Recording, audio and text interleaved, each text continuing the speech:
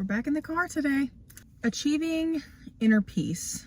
It sounds so foo-foo, it sounds so woo-woo, but and it sounds so corny, but it has truly allowed me to fully come into myself and accept myself and the world around me. So I wanted to tell you how I personally achieved inner peace today. So number one, realizing, I feel like this should honestly be I feel like this should literally be my saying, like right on my gravestone at this point, but you are born alone and you are gonna die alone, and that is that. You are the only one who can count on yourself to be happy in this world. So you cannot rely on your mom, dad, best friend, brother, sister, cousin. It is not possible. You literally only have yourself. So once you come to that very grueling realization, now I'm sure people who are like more religious could think, well, you know, God's got me. My worldview, I don't have a God. God doesn't got me. I don't got him. Whatever the fuck. So I literally only have myself. I only have myself to rely on, and my input is directly related to the output. So if I do not change the input, I will not get good output, and vice versa. If I change the input, I will get different output. So accepting that it's literally you versus you, that has helped me tremendously, especially as I've gotten older. Like, I've kind of always known, like, I only have myself, but you really only have yourself. Like, do not rely on other people for anything. It's okay to need a helping hand, and I'm not saying that you shouldn't accept help from others, especially because as human beings, we cannot do it all alone. However, it is very important to, at the end of the day, realize that it is literally you and you alone. So that is my number one. Number two, accepting that no one is going to change for you, and no, you are not going to change anyone. For example, having an I can fix him moment. It's not gonna happen, girl. It's not gonna happen, girlfriend. He's not gonna change. He's not gonna change unless he wants to change. Now, on a more serious note, if you have like an addict in the family, they are not gonna change for you. An intervention is not going to change them. They are going to need to come from within and want to change from within, and that is the only thing that is going to get them to change. No matter how many tears you cry and how much money you take away from them, and if you kick them out and this, that, and the third, they are not going to change unless they want to change. So that is number two. This has helped me tremendously, especially as a young adult in today's climate, politically, in the world today, and especially in my personal life, my social life, my business life. That has helped incredibly, just to realize that, you know, especially like making a sale and things like that, like, you are only going to change someone's mind as far as you believe you will change their mind, but you will not change the type of person that they are. I think you catch my drift. Number three is realizing that I am conscious in my own mind every single day, and I have to look at myself in the mirror every single day. And there is no point in absolutely despising the way I look. If I don't like something about myself, I can change it.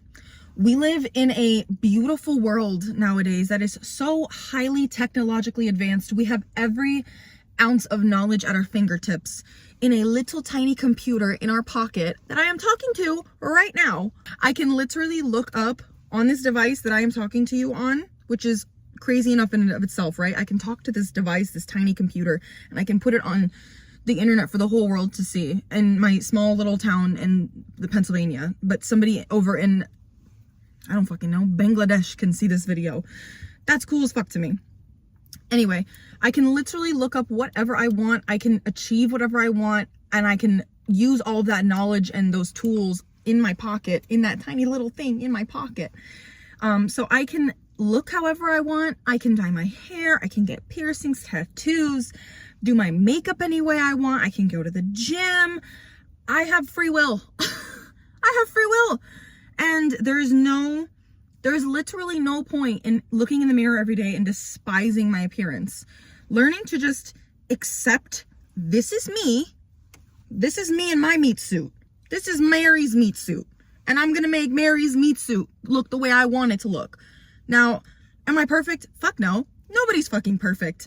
Do I have acne and, chubby belly and broken split ends and whatever the fuck? Of fucking course. I'm a human being. I'm literally an animal. Biologically, I'm an animal.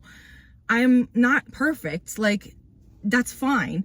But always striving and looking for perfection will destroy you. Oh, I don't like this little bump on my nose. Oh, my this is so red and my cellulite. And what are you achieving by belittling yourself every fucking day in the mirror? I have been anorexic and I have had binge eating disorder. I spent so many years changing my appearance to look a different way instead of just realizing that I can accept who I am and customize my character any way I want. But this is ultimately me. Like, this is what I look like, this is what I sound like, and this is who I am, and that is fine. That is okay. I'm different than others. I have a different XYZ from others because of my parents and where they came from, and their parents and where they came from, and that is okay. We are all supposed to look different. That is okay. There is no reason you need to be belittling yourself every day in the mirror when, again, come back around to point one. We are born alone and we're gonna die alone. You really want to spend your whole fucking life hating the way you look? Your whole life? Sounds miserable. Couldn't be me. I feel like I'm getting a little bit better at this YouTube thing because I am not the kind of person who does really well without like a flashcard or like a note situation, but I also just kind of say whatever comes to mind. And I feel like sometimes I'm better with like a I'm better with like a person to bounce off of. So maybe that will be like a different kind of content that I'll do in the future, like a long form podcasty type content where I can have someone I'm talking to and we can just bounce opinions off each other. But my next point will be stop being a victim, a perpetual victim. There is nothing that is victim-like about you. Take that shit back. If you've been abused, if you have been beaten down, trashed, stepped on, kicked on, take that shit, that literal shit, and use it to fertilize you. In the wise words of Eartha Kitt, okay? Use the manure thrown at you to fertilize and grow your garden. Like, bloom your own garden. I think one of my favorite sayings ever since I have been a teenager has been bloom where you are planted. That's the truest shit. Sometimes you cannot, people are beeping their horn. Sometimes you cannot control where you are planted, but where there's a will, there's a way. Don't be a victim. Stop holding yourself to your circumstances and do the best you can with the circumstances you are given. If you are given horrible, awful, disgusting circumstances, use those to your advantage. I promise you, you are so fucking capable of just doing. Based on your current circumstances, you might not be able to get everything you want right away. You might not be able to do everything you want right away, but I promise you, as soon as you stop calling yourself a victim, blaming the world around you, and owning you, and taking all of that power back, life-changing. Life-changing. Bro, life is scary and it sucks and it's hard. Like, why do I want to relish in that and hold on to that negativity and put myself in that bubble? No. That actually leads me, the word bubble at least, leads me into my next and my final point is stop putting yourself in a bubble. Stop putting yourself in a box. Get rid of all labels. I don't give two fucks what you are and where you come from. Are you a good person? Are you a good person? Are you a kind person? Do you have integrity? Do you do the right thing when no one's watching? Those are the things I give a fuck about. I care about personality. Who are you? Who are you? Who are you? That's what I care about. That's what's most important to me. I think that's what should be most important to everyone on this planet, personally. That should come before any kind of label. Oh, I'm goth. Oh, I'm straight. Oh, I'm this, I'm that, I'm the third. I don't care what you label yourself as. That's great because human beings need labels and we need to differentiate between things. And I understand like the tribalistic nature, like I'm Christian, I'm this, I'm that. I understand that. However, that is part of you. It is absolutely part of you. But what else? Give me more meat of your personality. I want to get to the meat and potatoes of who you really are. I don't care about your external qualities and I don't care about labels. I don't care about what subculture you're in.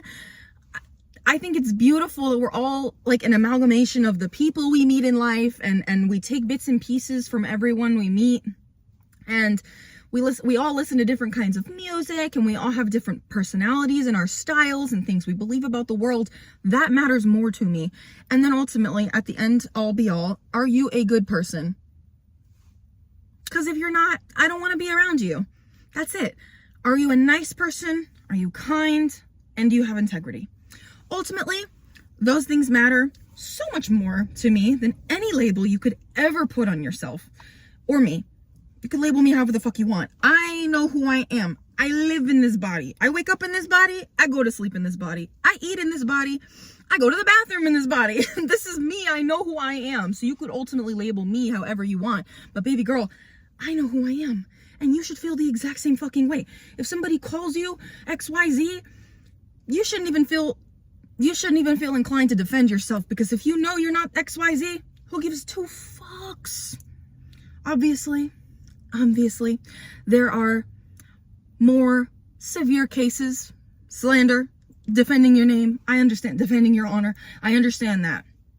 I'm sure you have enough common sense to understand that I'm talking about like basic level things here. This will be my final point. Balance is everything.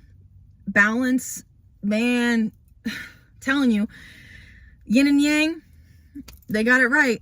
Telling you, balance in life is literally everything. As soon as you start doing too much of one thing and not the other, and you start lacking that balance, quality of life dramatically dips.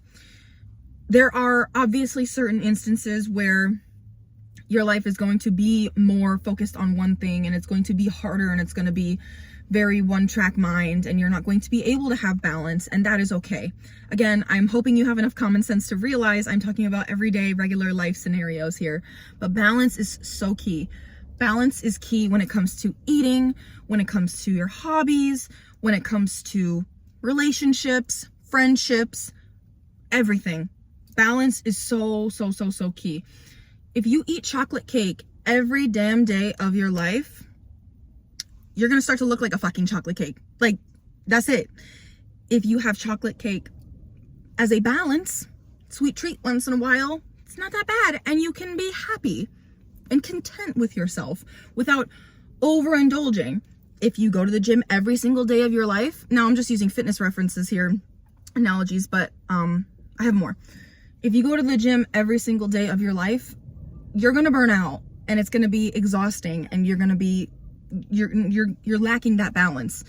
If you go to the gym twice a week, go on a bike ride twice a week, you're literally staying active and you have that balance. Or if you're just fucking resting on the couch for 2 days a week and you're going to the gym the other 2, that's great too. That's also great. We need balance. Balance in friendships. If you see the same friend every single day, you will likely get sick of seeing that friend every single day. Some people need balance in relationships with their parents. I mean, I went years without speaking to my father, and my mother and I had a tumultuous relationship for a few years. But guess what? We have balance in our relationship, and we're great now. I have a great relationship with my parents now as an adult. So you just need balance when it comes to everything.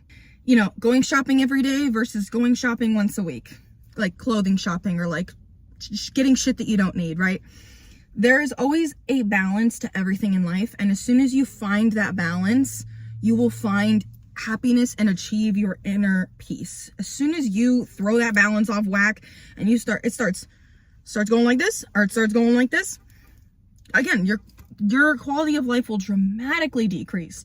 You need balance. If you're like me and you feel like you need to do everything all at once, all the time, balance those things out and make sure you're not thrusting yourself into one thing too much, because you will inevitably burn out. And that can apply anywhere in life. That can literally, you can use that and apply that logic to any scenario. You will burn out. Too much of anything is not a good thing. I believe that is all I have to say. It's getting really hot in this car. It's actually a beautiful spring day, so it's getting a little hot in here. Hope you guys enjoyed this small little video. I will see you the next time I upload. Bye.